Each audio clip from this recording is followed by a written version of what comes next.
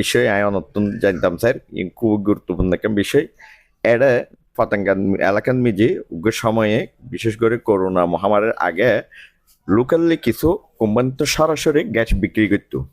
হঠাৎ করে করোনার সামনে করোনার অজুহাত দিনে এই গ্যাস গিন বন্ধ করে দেয় তো এটা মানুষের মুখে দিয়ে আলোচনা আছে ইয়ে এই গ্যাস গিন আসলে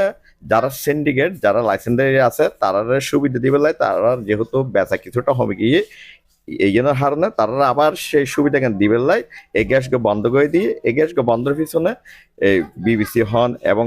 অনারার এলপি গ্যাসের কিছু অসাধু কর্মকর্তা এগিয়ে জড়িত এবং তারাই হন্ডাক্তার মোটা অঙ্কের টিয়া লেনদেন করছে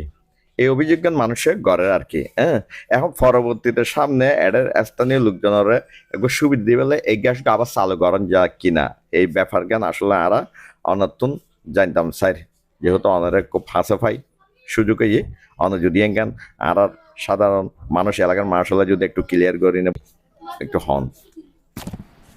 ঠিক আছে থ্যাংক ইউ অনার এই প্রশ্নই বেলায় তো আজ চেষ্টা করছি আজ তো নতুন আসছি এন্ডে 15 তারিখ আসছি অনত হলে তো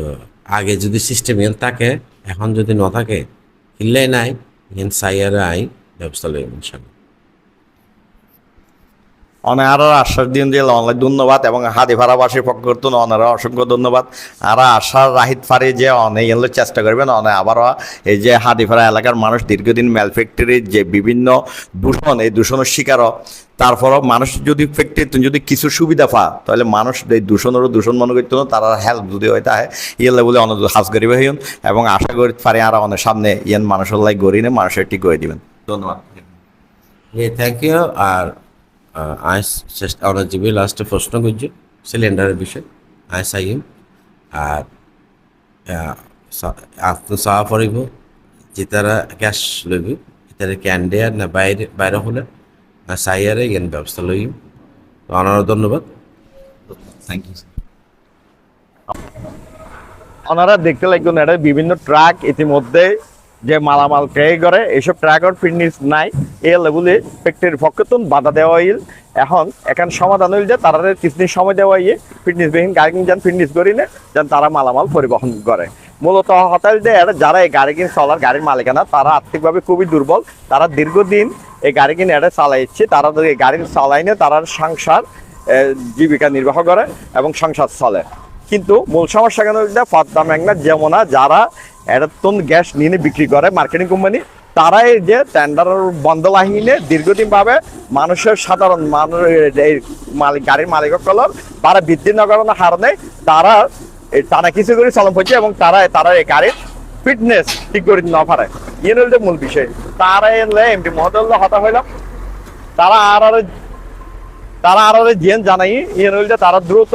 এলসি পদ্মা মেঘনা যমুনা বৈঠক করি তারা লোক হাতে হয় দ্রুত টেন্ডার করিবে তারা টেন্ডার দিবে চিন্তা ভাবনা তারা করেন এবং এই টেন্ডারের মাধ্যমে তারা আশ্বাস দিয়ে বাড়া বৃদ্ধি করিব যদি বাড়া বৃদ্ধি করে তখন হয়তো যায় না দেখা দেয় বোধে এই সমস্যার সমাধান হয়ে আর কেন ব্যাপার হল যে এটা পতেঙ্গার মানুষ দীর্ঘদিন এই এলপি গ্যাস লিমিটেড তো সরাসরি আইনে নিজের আইডেন্টি কার্ড দিনে তারা এলপি বোতল নিজেরা ব্যবহার করি বললে নিট ফাইত কিন্তু মাঝখান দিয়ে আইনে করোনার টাইম মিলি বিভিন্ন অজুহাতে তারা এই গ্যাস বন্ধ করে দেয় বন্ধ করে দেওয়ার ফলে এলাকার মানুষ এই যে ন্যায্য মূল্য গ্যাসের যে ফাইট